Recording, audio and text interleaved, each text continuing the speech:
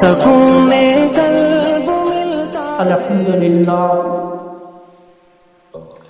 الحمد لله رب العالمين والعاقبة للمتقين والصلاة والسلام على سيد الأنبياء والمرسلين أما بعد فأعوذ بالله من الشيطان الرجيم بسم الله الرحمن الرحيم ألا إن أولياء الله لا خوف عليهم ولا هم يحزنون الذين آمنوا وكانوا يتقون صدق الله العظيم والحمد لله رب العالمين۔ میرے آقا کے پیارے غلاموں، نوجوان ساتھیوں اور بزرگوں، السلام علیکم ورحمۃ اللہ تعالی وبرکاتہ۔ آئیے کچھ سننے اور سنانے سے قبل سب سے پہلے اپنے آقا و مولا حضور تاجدار مدینہ سرور قلب و سینہ احمد مجتبی محمد مصطفیٰ صلی اللہ تعالی علیہ وآلہ وسلم کی بارگاہ میں جھوم جھوم کر درود شریف کا نذرانہ عقیدت پیش کرنے پڑے بابا سے بلند صلی اللہ سیدنا صفینا مولانا محمد مبارک وسلم صلو علیہ صلاۃ و سلام علیک یا رسول اللہ صلی اللہ تعالی علیہ وآلہ وسلم۔ اللہ تعالیٰ کے فضل و کرم سے آج اللہ ہی کے گھر میں بیٹھ کر ہم اور آپ اللہ کا ذکر سن رہے ہیں۔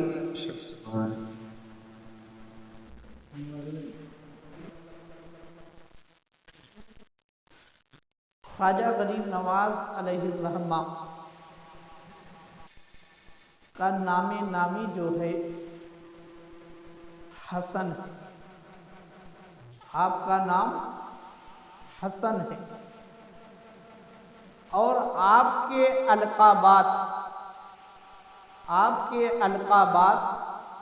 بہت ہی زیادہ، اور یہاں تک کہ آپ کے القابات نے آپ کے نام کی جگہ لے لی۔ آپ کے القابات نے آپ کے نام کی جگہ لے لی، یعنی آپ کا جو نام نامی اس میں گرامی ہے حسن، اس سے لوگ بہت ہی کم جان پاتے ہیں، مگر جیسے ہی خواجہ غریب نواز کہا جائے ہر کوئی جو ہے اجمیر شریف پہنچ جاتا۔ آپ کی القابات بہت ہی زیادہ، خواجہ غریب نواز سلطان الہند، اس طریقے سے بہت ہی زیادہ آپ کے القابات۔ میرے مسلمان بھائیوں، آپ کا نام حسن کیوں رکھا گیا؟ بالکل نئی بات بتا رہا ہوں۔ آپ کا نام حسن کیوں رکھا گیا؟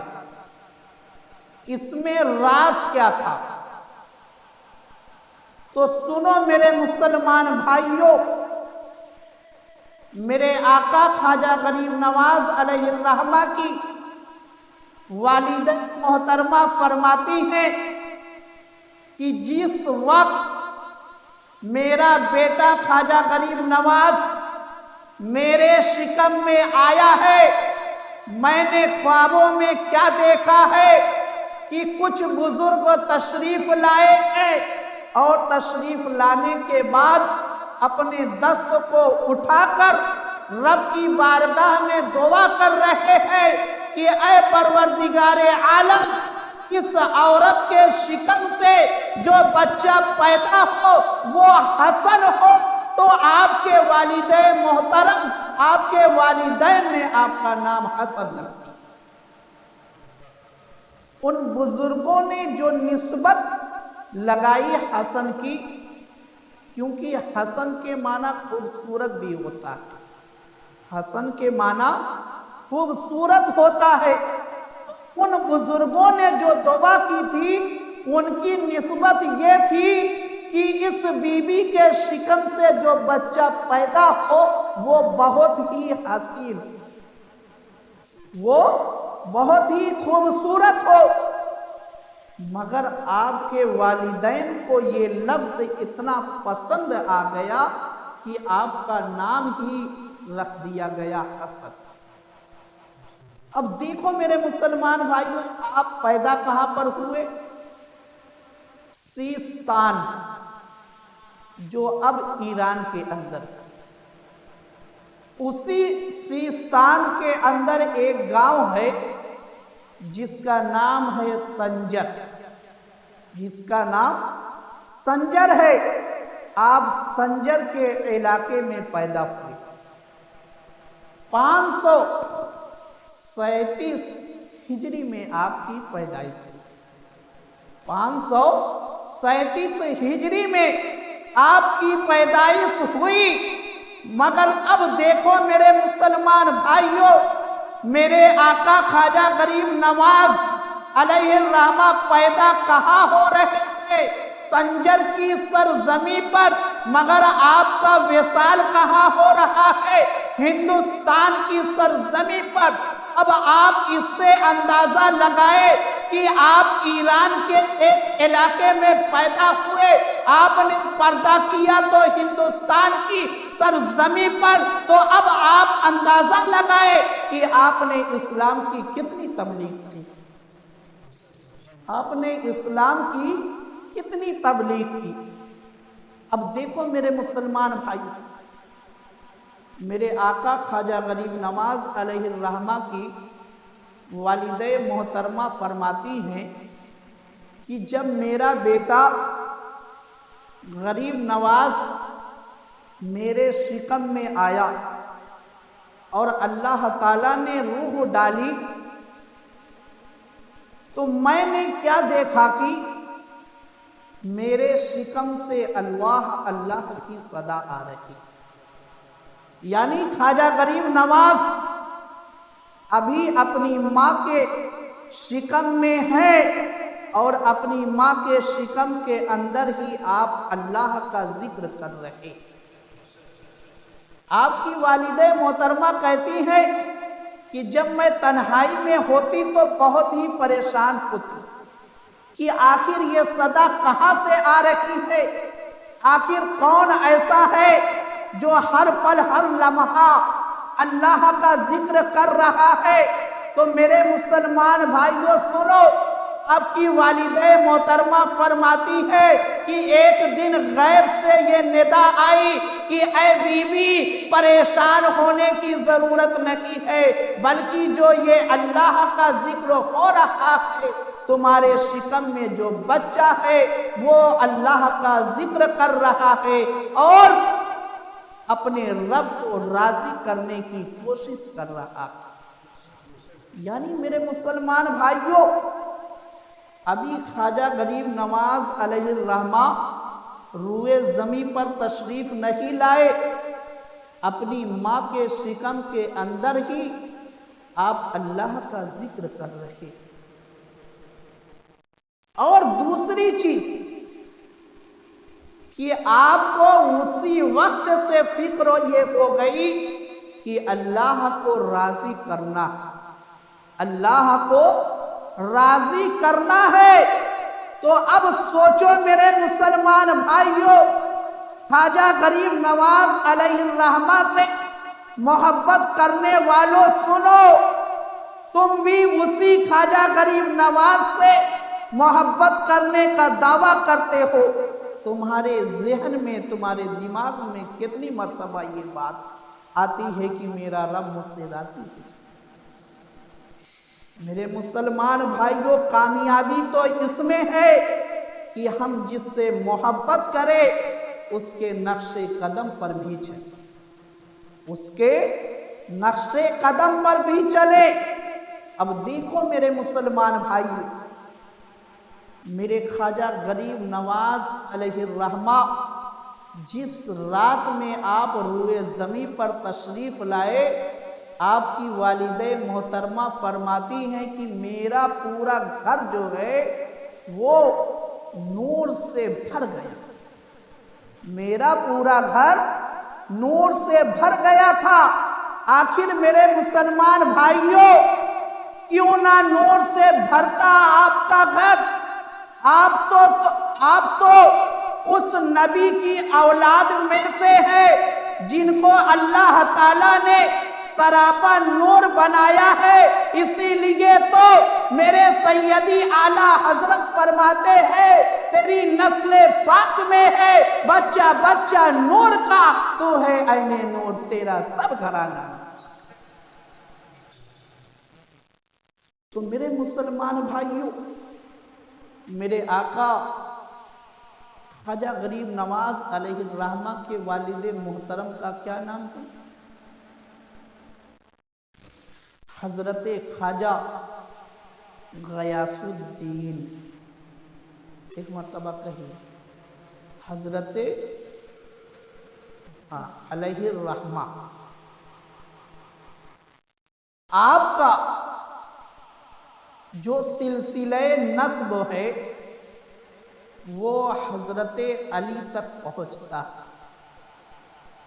آپ کا سلسلہ نسب حضرت علی تک جاتا ہے، یعنی آپ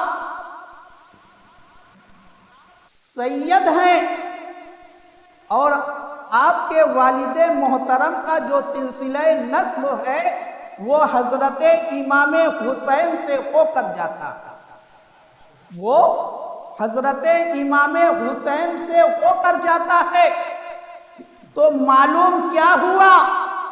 آپ کے والد محترم حسینی سید ہے، تو خواجہ غریب نواز علیہ الرحمہ بھی حسینی سید ہے، خواجہ غریب نواز بھی حسینی سید ہے۔ اب آپ کی والد محترمہ کا کیا نام ہے؟ ماہ نور بی بی، یعنی آپ کی ماں کا نام ماہ نور بی بی، اور آپ کا سلسلہ نسب جو ہے وہ حضرت امام حسن سے ہو کر حضرت علی تک پہنچتا ہے، یعنی حضرت خواجہ غریب نواز علیہ الرحمہ نجیب الطرفین ہیں، یعنی آپ حسینی بھی ہے اور حسنی بھی ہے، یعنی آپ حسینی بھی ہے اور حسنی بھی ہے۔ اور میرے مسلمان بھائیوں، یہ سلسلہ نسب جو ہے بہت ہی پیارا ہے، یہ سلسلہ نسب بہت ہی پیارا ہے، اور جب آپ سلسلہ نسب کو پڑھیں گے یا سنیں گے بہت ہی مزہ آئے گا، اور آپ کے ایمان میں تازگی آئے گی، اور آپ کے عقیدے میں بھی نکھار پیدا ہوگا، آپ کے عقیدے میں بھی نکھار پیدا ہوگا۔ معلوم ہے وہ کیوں؟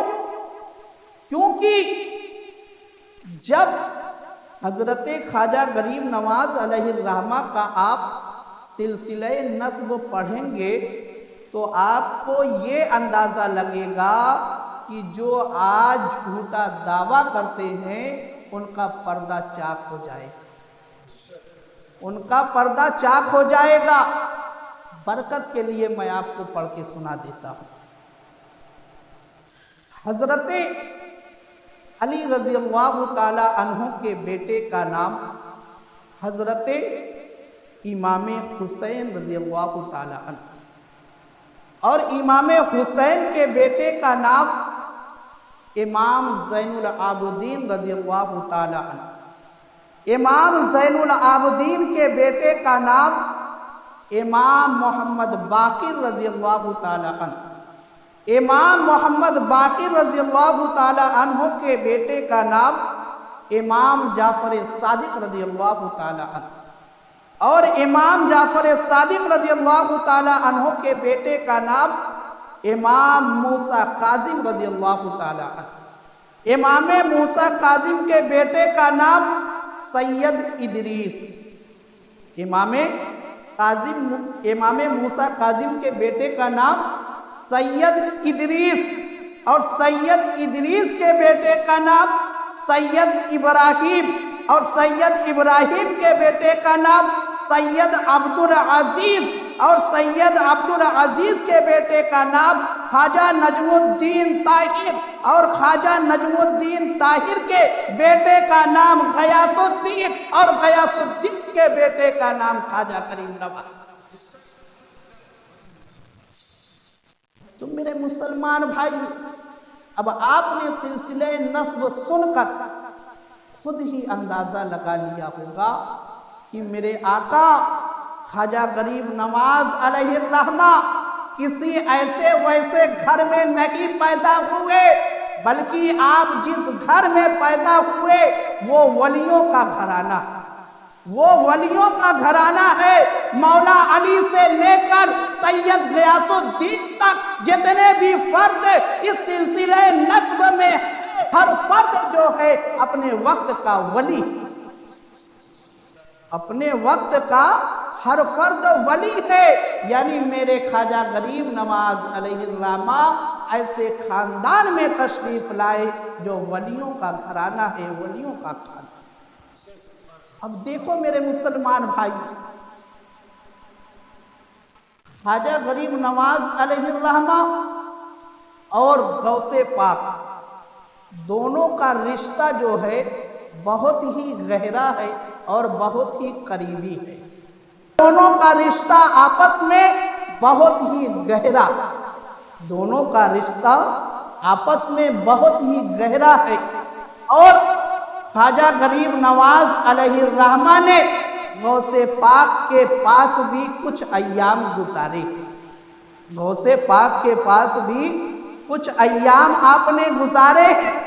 ایک روایت میں یہ ملتا ہے کہ آپ نے 3 دن گزارا، اور ایک روایت میں یہ ملتا ہے کہ آپ نے 50 دن گزارا، 50 دن گزارا ہے. یعنی خواجہ غریب نواز علیہ الرحمہ نے غوث پاک سے بھی فیض حاصل کیا، غوث پاک سے بھی فیض حاصل کیا ہے. تو دیکھو میرے مسلمان بھائیوں، جب میرے آقا سرکار دو عالم نور مجسم صلی اللہ تعالی علیہ وآلہ وسلم نے اپنے اس لاڈلے بیٹے کو ہندوستان کی ولایت عطا فرمائی تھی، تو میرے آقا خواجہ غریب نواز علیہ الرحمہ جب مدینہ منورہ سے نکلتے ہیں اور بغداد کی سرزمین پر تشریف لے جاتے ہیں اور غوث پاک سے ملاقات ہوتی ہے، ایک ولی کو کیا نصیحت کی تھی؟ غوث پاک نے کہا تھا کہ سرکار دو عالم صلی اللہ تعالیٰ علیہ وآلہ وسلم نے جس ہندوستان کی تم کو ولایت عطا فرمائی ہے، اس ہندوستان کی سرحد پر ایک شیر سو رہا، ایک شیر سو رہا ہے، اور تم اس کا ادب کرنا، اس سے ڈرتے رہنا، اس کا ادب کرنا اور اس سے ڈرتے رہنا. اب دیکھو میرے مسلمان بھائیوں، وہ شیر ہے کون؟ وہ شیر ہے کون؟ تو اس شیر کا نام جو ہے داتا علی ہجویری علیہ الرحمہ، جو لاہور کی سرزمین پر آرام فرما رہے ہیں، جو لاہور کی سرزمین پر آج بھی آرام فرما رہے ہیں. جب میرے آقا خواجہ غریب نواز علیہ الرحمہ بغداد سے نکلتے ہیں اور لاہور پہنچتے ہیں تو وہیں پر آپ نے اسٹاپ کر دیا، یعنی وہیں پر آپ نے اپنا پڑاؤ ڈال لیا.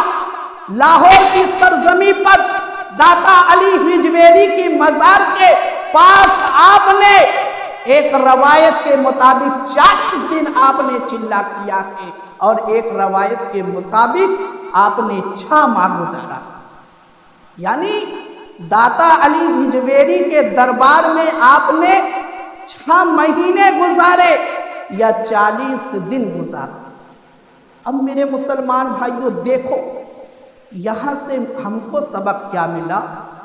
ہم کو سبق یہ ملا کہ میرے آقا خواجہ غریب نواز علیہ الرحمہ کا بھی وہی عقیدہ تھا جو آج ہمارا عقیدہ ہے کہ اولیاء اکرام کے مزاروں پر جانا چاہیے اور ان سے فیض حاصل کرنا چاہیے۔ اولیاء اکرام کے مزار پر جانا چاہیے اور ان سے فیض حاصل کرنا چاہیے۔ اسی لیے تو میرے آقا خواجہ غریب نواز نے 40 دن چلا کر کے ہم مسلمانوں کو بتا دیا کہ تم جب کسی ولی کے دربار میں جانا تو اس ولی کا ادب بھی کرنا اور اس ولی سے ڈرتے بھی رہنا، تب تم کو فیض حاصل ہوگا۔ اب تو تم کو فیض حاصل ہوگا، مگر آج ہمارا کیا حال ہو گیا ہے؟ جب ہم کسی ولی کے دربار میں جاتے ہیں تو سینے کو تان کر ڈالے گھستے ہوئے چلے جاتے ہیں۔ نہیں میرے مسلمان بھائیوں، جب کسی ولی کے دربار میں جائیں تو اپنے سر کو جھکا کر، اپنی نظروں کو جھکا کر اس ولی کے دربار میں جائیں اور دور ہی سے فاتحہ پڑھے، دور ہی سے آپ فاتحہ پڑھے اور اللہ کی بارگاہ میں دعا کرے کہ پروردگار عالم اس محبوب بندے کے صدقے میں میری دعا کو قبول فرما لے، کیونکہ تیرا یہ وعدہ ہے کہ جب تیرا کوئی محبوب بندہ اپنے ہاتھ کو اٹھا کر مجھ سے کچھ مانگے گا تو میں اس کو ضرور عطا فرماؤں گا۔ تو اے پروردگار عالم، میں تجھ سے تیرے اس محبوب بندے کے صدقے میں یہ مانگ رہا ہوں، میری دعا کو قبول فرما لے۔ تو میرے مسلمان بھائیوں، یقیناً اللہ تعالیٰ تمہاری دعا کو قبول، مگر جو جانے کا طریقہ ہے دربار میں اس طریقے سے جائے۔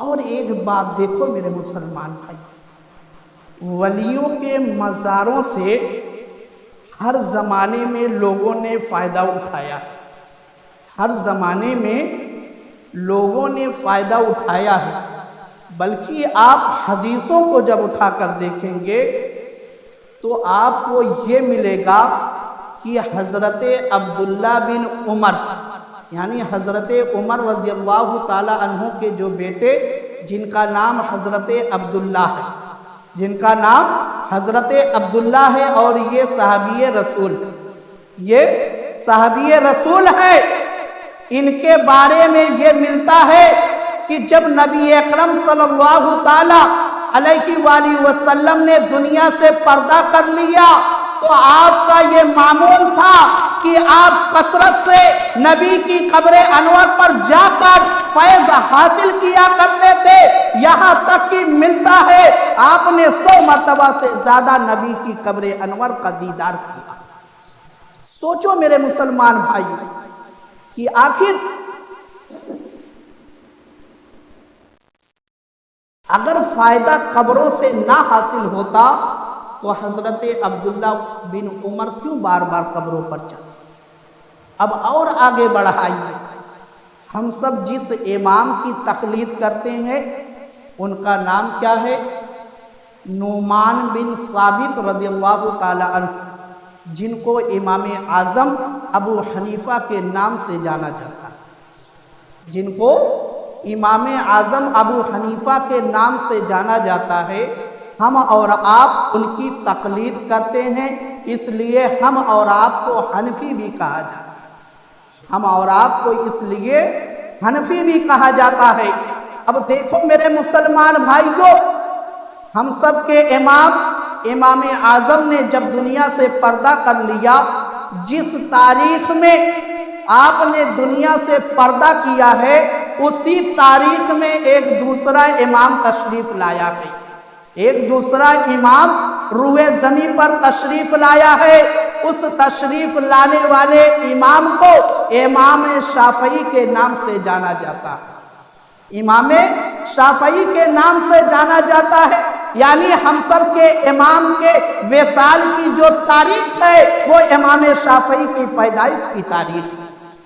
اب امام شافعی کا معمول دیکھو، امام شافعی خود فرماتے ہیں کہ جب میرا کوئی مسئلہ بچ جاتا تھا اور مجھ سے حل نہیں ہوتا تھا تو میں امام اعظم ابو حنیفہ کی قبر پر جاتا اور 2 رکعت نماز ادا کرنے کے بعد اپنے ہاتھوں کو اٹھا کر امام اعظم کے وسیلے سے رب کی بارگاہ میں دعا کرتا تو میرا مسئلہ فوراً حل ہو جاتا تھا۔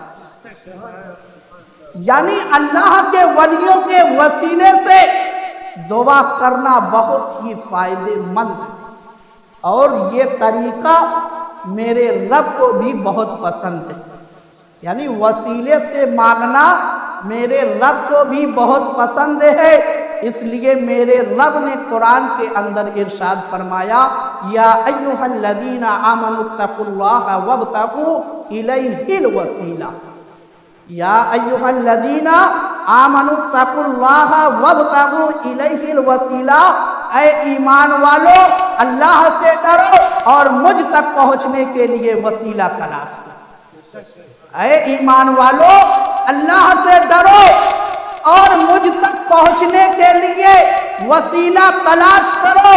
اس آیت سے یہ واضح ہو گیا کہ جو اللہ تک پہنچنے کے لیے وسیلے کا سہارا لیتا ہے وہی تو ایمان والا ہے، وہی تو اس آیت پر عمل کرنے والا ہے، وہی تو اس آیت پر عمل کرنے والا ہے۔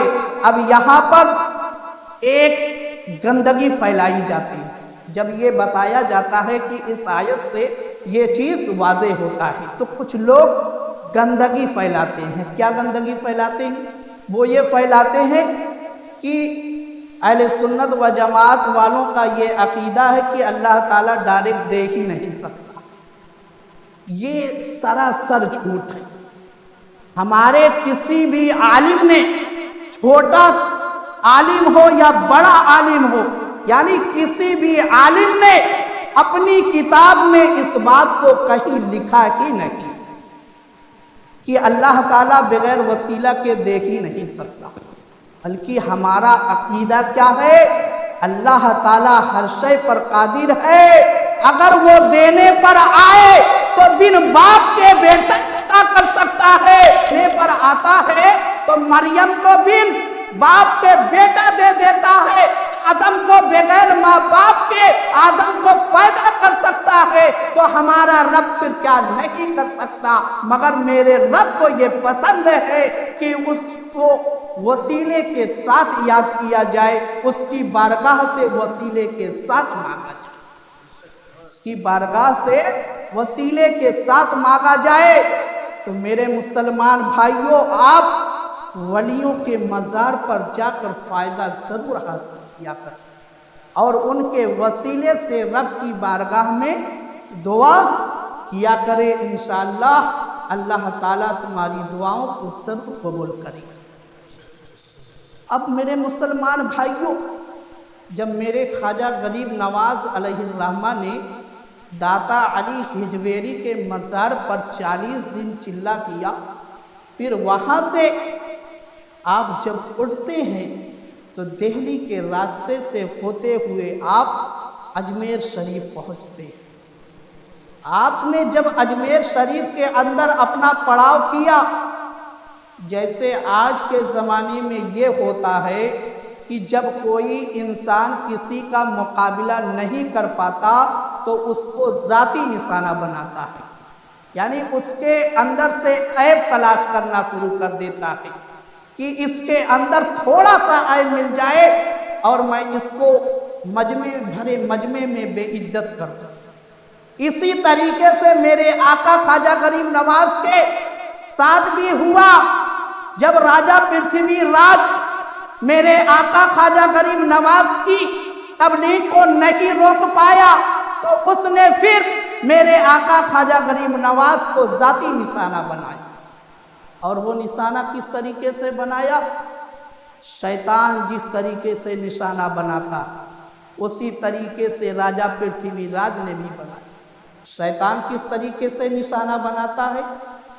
औरतों को इस्तेमाल करके। शैतान औरतों को इस्तेमाल करके निशाना बनाता है नौजवानों को गुमराह करने के लिए। तो मेरे मुसलमान भाइयों, जो अजमेर की सरजमी पर जितनी हसीन हसीन लड़कियां थी, राजा पृथ्वीराज ने सबको अपने दरबार में बुला के सजाया और धजाने के बाद सबको नंबर के हिसाब से ये आर्डर कर दिया कि तुमको आज जाना है, तुमको परसों जाना है, तुमको कल जाना है। इस तरीके से हर लड़कियों का एक नंबर लगा दिया। अब देखो मेरे मुसलमान भाइयों, एक लड़की आती है मेरे ख्वाजा गरीब नवाज के दरबार में, किस लिए, किस बहाने से? पानी दुआ कराने के लिए। पानी दुआ कराने के लिए 1 दिन हो गया, इसी तरीके से 2 दिन हो गया, 3 दिन हो गया। मेरे आका ख्वाजा गरीब नवाज ने पहचान लिया कि इसमें कोई साजिश जरूर है। आपने अपने मुरीदों को हुक्म दे दिया कि आज से दरबार बंद कर दिया, आज से दरबार बंद कर दिया जाए। अब जब कोई लड़की आए तो उसको डायरेक्ट मेरे पास न लाया जाए, बल्कि वो जिस जरूरत से आए उससे पूछकर मुझ तक पैगाम पहुंचाया जाए। तो इस तरीके से तबलीग इस्लाम को रोकने की कोशिश की गई। मगर मेरे मुसलमान भाइयों, जिसकी हिफाजत अल्लाह करता है उसको कोई मिटा नहीं पाता। अब इसी तरीके से एक और मामला पेश ये आया कि जब मेरे आका ख्वाजा गरीब नवाज अलैहिर्रहमा की तबलीग पर लोग बहुत ही तेजी के साथ मुसलमान हो रहे थे, तो राजा पृथ्वीराज ने अपने तमाम वजीरों को जमा करके एक मशवरा किया, और वो मशवरा इस तरीके से किया कि आखिर इस बुजुर्ग, इस फकीर की तबलीग को किस तरीके से रोका जाए। तो राजा पृथ्वीराज के एक वजीर ने कहा कि हमारी जमात में जो सबसे बड़ा स्कॉलर है उससे ख्वाजा गरीब नवाज अलैहिर्रहमा का मुनाजरा कराया जाए। ख्वाजा गरीब नवाज अलैहिर्रहमा का मुनाजरा कराया जाए। उसके लिए एक बहुत बड़े पंडित का चुनाव होता है, जिसका नाम किताबों में रामदेव के नाम से आता है, और वो अजमेर की सरजमी का सबसे बड़ा स्कॉलर था, यानी सबसे बड़ा आलिम था। उसका इंतखाब हो गया और इसको मुनाजरा करना है किससे? ख्वाजा गरीब नवाज अलैहिर्रहमा से। अब मेरे ख्वाजा गरीब नवाज अलैहिर्रहमा की इल्मी काबिलियत देखो कि मेरे ख्वाजा गरीब नवाज अलैहिर्रहमा जहां आप हाफिज़े कुरान थे, वहीं पर एक बहुत बड़े आप मुहद्दिस भी थे, बहुत बड़े आलिमे दीन भी थे। यहां तक कि आप मस्जिदे नबवी में बैठकर दर्से हदीस दिया करते थे। मेरे ख्वाजा गरीब नवाज अलैहिर्रहमा मस्जिदे नबवी में बैठकर दर्से हदीस दिया करते थे, और आपने अक्सर जो है जिस मौजू पर गुफ्तगू की है वो तौहीद है, जिससे अच्छे अच्छे लोग दूर भागते। तौहीद पर गुफ्तगू करने के लिए एक वली ही सबसे बेहतर गुफ्तगू कर सकता है, और आपने उस जिम्मेदारी को निभाया। यानी आप दुनियावी इल्म में भी एक जय्यद आलिम थे और रूहानी आलिम भी आप एक बहुत बड़े आलिम थे। आपके पास दोनों इल्म था। मगर देखो मेरे मुसलमान भाई, जब मुनाजरे का वक्त आया, मेरे ख्वाजा गरीब नवाज अलैहिर्रहमा अपने सर को झुकाकर नमाज के बाद बैठकर आप कुछ पढ़ रहे। अब जिसके अंदर कुछ होता है वो खनकता बहुत है, اور جس کا فل ہوتا ہے وہ جلدی کھنکتا نہیں، یعنی جو برتن خالی ہوتا ہے وہ آواز دیتا ہے، جو برتن خالی ہوتا ہے وہ آواز دیتا ہے، اور جس برتن میں اگر کوئی چیز موجود ہو وہ برتن آواز نہیں دیتا۔ آپ کو یہ بہت اچھے سے معلوم ہے۔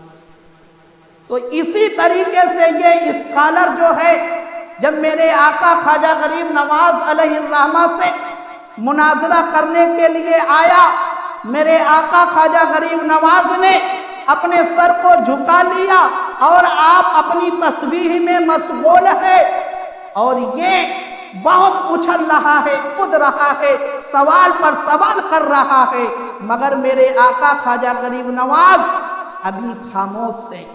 آپ نے اس اسکالر کا کوئی جواب نہیں دیا۔ مگر دیکھو میرے مسلمان بھائی، جب میرے آقا خواجہ غریب نواز علیہ الرحمہ نے اپنی نظر کو اٹھایا ہے، اور اٹھانے کے بعد آپ نے فرمایا کہ اے رام دیو، تو مجھ سے مناظرہ کرنے کے لیے آیا ہے، میں تو تیری پیشانی میں دیکھ رہا ہوں کہ ایمان کا نور چمک رہا، میں تو تیری پیشانی میں دیکھ رہا ہوں ایمان کا نور چمک رہا ہے، آجا میرے پاس آجا۔ مگر دیکھو میرے مسلمان بھائیوں، جیسے میرے آقا خواجہ غریب نواز نے یہ فرمایا کہ اے رام دیو، تیری پیشانی میں ایمان کا نور چمک رہا ہے، جب اس نے یہ سنا ہے وہ بے ہوش ہو گیا، وہ بے ہوش ہو گیا، اور جب اس کو ہوش آتا ہے میرے آقا خواجہ غریب نواز کے قدموں سے لگ جاتا، میرے آقا خواجہ غریب نواز علیہ الرحمہ کے قدموں سے لگ کر آپ کے ہاتھ پر بیعت کرتا ہے اور مسلمان ہو جاتا ہے، آپ کے ہاتھ پر بیعت کرتا ہے اور مسلمان ہو جاتا ہے۔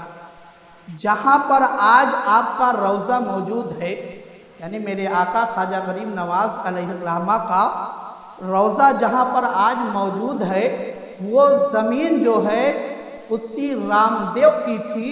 جب اس نے ایمان قبول کر لیا، میرے آقا خواجہ غریب نواز علیہ الرحمہ نے اس کا نام عبداللہ رکھا، اور اس نے تحفے میں وہ زمین دی اور حکم دیا اور فرمایا کہ اے فقیر، اے درویش، اے خواجہ غریب نواز علیہ الرحمہ، اب آپ انا ساگر سے اٹھیے اور وہاں پر تشریف لے چلیے، اور وہیں پر آپ اپنی کٹی کو بنائیے۔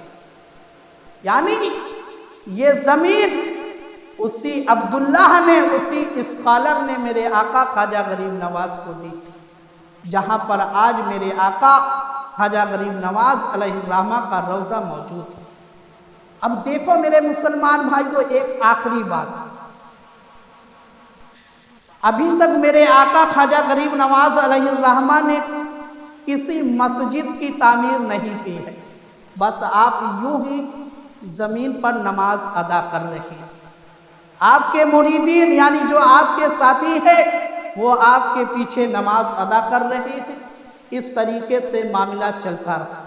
مگر جب آپ کو زمین مل گئی، اب آپ نے یہ ارادہ کیا کہ ایک مسجد تعمیر کی جائے، ایک مسجد تعمیر کی جائے۔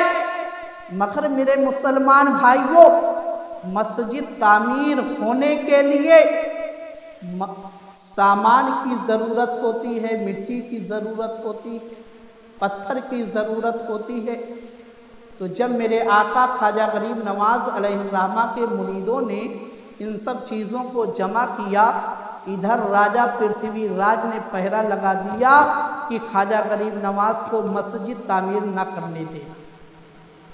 خواجہ غریب نواز علیہ الرحمہ کو مسجد تعمیر نہ کرنے دینا، یہاں تک کہ میرے مسلمان بھائیوں، وقت ایسا آتا ہے کہ آپ کو مسجد تعمیر کرنے سے روک دیا جاتا ہے، تو آپ کے مریدوں نے سوچا کہ دن میں تو پہرا لگا رہتا ہے، لاؤ رات میں مسجد تعمیر کی جائے۔ اب مسجد کا کام جو ہے رات میں شروع ہوا، مسجد کا کام رات میں شروع ہوا اور صبح جب پرتھوی راج چوہان کے سپاہیوں نے دیکھا کہ مسلمانوں نے رات میں مسجد تعمیر کر لی ہے، ایک دن گزر گیا ہے، ایک رات کام ہو چکا ہے اور مسلمانوں نے چراغ کے ذریعے سے اجالا کر کے مسجد کو تعمیر کیا ہے، اب پرتھوی راج چوہان نے پورے اجمیر میں یہ اعلان کرا دیا کہ کسی بھی دکاندار کو یہ اجازت نہیں ہے کہ کسی مسلمان کو وہ سرسوں کا تیل دے، یعنی اب تیل بھی بند کر دیا۔ ابھی تک تو مسجد تعمیر کرنے پر پابندی تھی، مگر مسلمانوں نے رات میں کام کیا چراغوں کو جلا کر۔ اب چراغوں کو جلانے کے لیے تیل کی ضرورت ہوتی ہے، اب تیل بھی مارکیٹ میں بند۔ آپ کے مریدین ایک دکان پر گئے، دو دکان پر گئے، تین دکان پر گئے، ہر دکاندار نے یہی کہہ کے انکار کر دیا کہ راجا کا حکم ہے کسی مسلمان کو تیل نہ دیا جائے۔ اب میرے مسلمان بھائیوں، مریدین اداس ہو کر اپنے آقا کے دربار میں آ گئے۔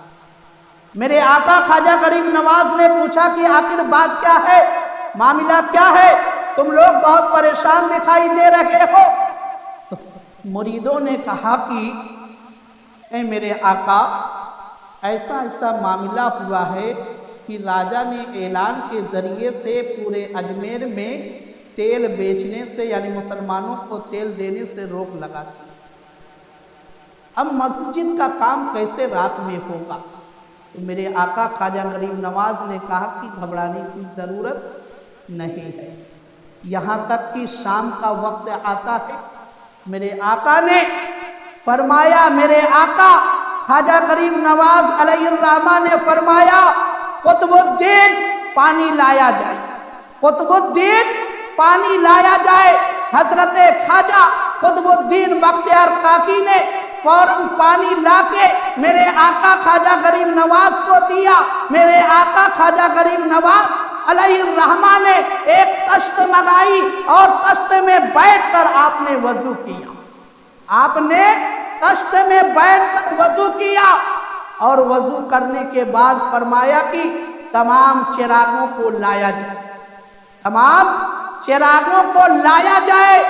تمام چراغ لائے گئے اور تمام چراغوں میں جو وضو کا دھواں تھا، یعنی جو آپ نے وضو کیا تھا، وہ پانی جو تشت میں جمع کیا گیا تھا، آپ نے ہر چراغ میں وہی پانی ڈالا اور حکم دیا کہ اب چراغ جلا دیا جائے۔ اب دیکھو میرے مسلمان بھائیوں، میرے آقا خواجہ غریب نواز کی کرامت دیکھو کہ آپ نے پانی سے چراغ کو جلا دیا، مگر جس رات میں میرے آقا خواجہ غریب نواز نے پانی سے چراغ جلایا ہے اور پورے اجمیر میں جو ہے ایک تاریکی چھائی ہوئی۔ کیوں؟ کیونکہ جتنے لوگوں نے میرے آقا خواجہ غریب نواز کو تیل نہیں دیا تھا، ان سب کے تیل جو تھے وہ پانی بن گئے تھے اور میرے آقا خواجہ غریب نواز کا جو پانی تھا وہ تیل ہو گیا۔ وہ پانی تیل کا کام کرنے لگا اور تیل جو ہے پانی۔ جب لوگوں کے پاس تیل ہی نہیں رہ گیا تو اپنے چراغ کو کیسے؟ تو اس طریقے سے اتنی محنت سے مسجد کی آپ نے تعمیر کی۔ آج بھی وہ مسجد آپ کے بالکل روضے کے قریب میں موجود ہے، اس میں آج بھی لوگ نماز پڑھتے ہیں اور اللہ کی عبادت کرتے ہیں۔ اللہ کے فضل و کرم سے آپ کے روضے کے قریب میں جو ہے 4 مسجدیں، ایک اکبری مسجد، ایک بلالی مسجد اور 2 چھوٹی مسجد۔ اکبری مسجد جو ہے جس میں ایک وقت میں ہزاروں آدمی نماز ادا کر سکتے ہیں، جس میں ہزاروں آدمی نماز ادا کر سکتے ہیں اور کوئی ایسا وقت نہیں ہوتا کہ جس میں نمازی کم ہو، جس میں نمازی کم ہو، یعنی لوگ نماز ادا کرنے کے لیے نماز کا وقت شروع ہونے سے پہلے ہی لوگ صف لگا کر بیٹھ جاتے ہیں۔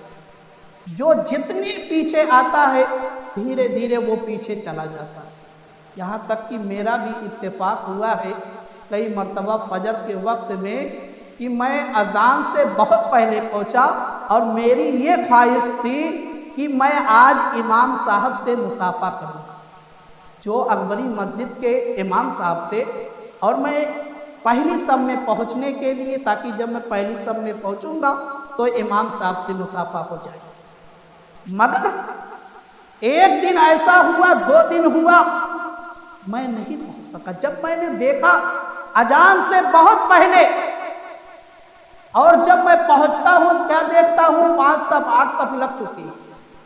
میرے مسلمان بھائیوں، کون سی دنیا میں آپ ہو گئے؟ اور لوگ کہتے ہیں کہ مزاروں پر جانے والے نماز نہیں پڑھتے۔ میرے مسلمان بھائیوں، یہ آپ کی غفلت ہے۔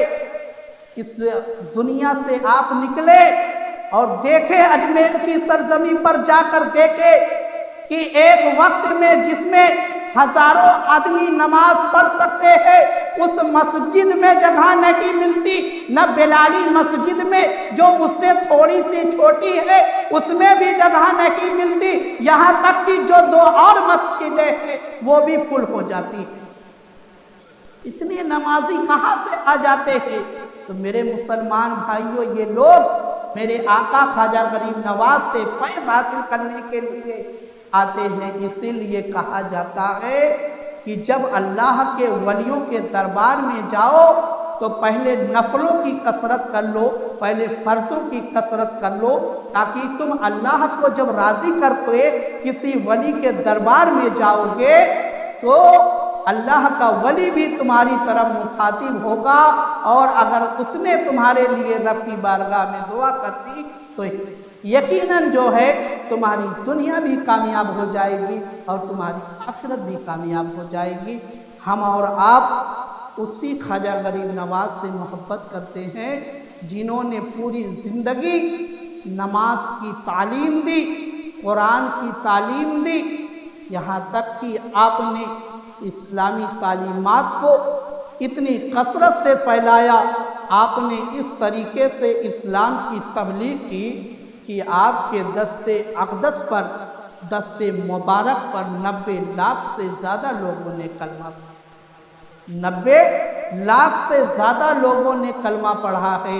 تو میرے مسلمان بھائیوں، ہم اور آپ کو جو قرآن ملا ہے میرے آقا خواجہ غریب نواز سے ملا ہے، ہم اور آپ کو جو نماز ملی ہے میرے آقا خواجہ غریب نواز سے ملی ہے، یعنی جو بھی چیزیں ہم کو آج ملی ہے میرے آقا خواجہ غریب نواز سے ہم کو ملی ہے، تو جو عقیدہ، جو طریقہ انہوں نے دیا ہے اس طریقے کو بھی اگر ہم لے لیں، اس پر عمل کرنے لگیں، تو جس طریقے سے میرے آقا خواجہ غریب نواز اللہ کی راہ میں، اللہ کے بارگاہ میں مقبول ہو گئے اسلام کی تعلیمات پر عمل کر کر، یقیناً ہم بھی غوث پاک کے صدقے میں، خواجہ غریب نواز کے صدقے میں اگر اسلامی تعلیمات پر عمل کرنے لگے ہم بھی رب کی بارگاہ میں مقبول ہو جائیں گے۔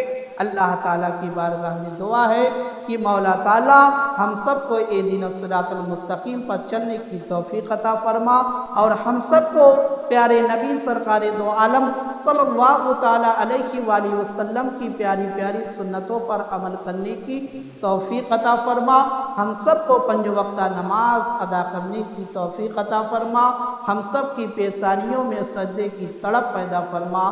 مولا ہم سب کی تمام گناہ کبیرہ اور گناہ صغیرہ کو معاف فرما دے۔ اے پروردگار عالم، ہم سب پر اور ہمارے اہل خانہ پر غوث پاک کا اور خواجہ غریب نواز علیہ الرحمہ کا صدقہ نازل فرما، صدقہ نازل فرما، اور ان بزرگان دین کے صدقے میں ہم سب کی تمام جائز تمناؤں کو پوری فرما۔ ہم میں جو پریشان ہیں ان کی پریشانیوں کو دور فرما، ہم میں جو بے روزگار ہیں ان کو غیب سے رزق عطا فرما، ہم میں جو پریشان ہیں ان کی پریشانیوں کو دور فرما، اور ہم میں جو پریشان ہیں ان کی پریشانیوں کو دور فرما۔ مولا ہم سب کے ایمان کی حفاظت فرما مولا، ہم سب دنیا سے جائے تو ایمان کے ساتھ جائے اور ہم سب کے لب پر ہو لا الہ الا اللہ محمد رسول اللہ صلی اللہ تعالی علیہ وآلہ وسلم.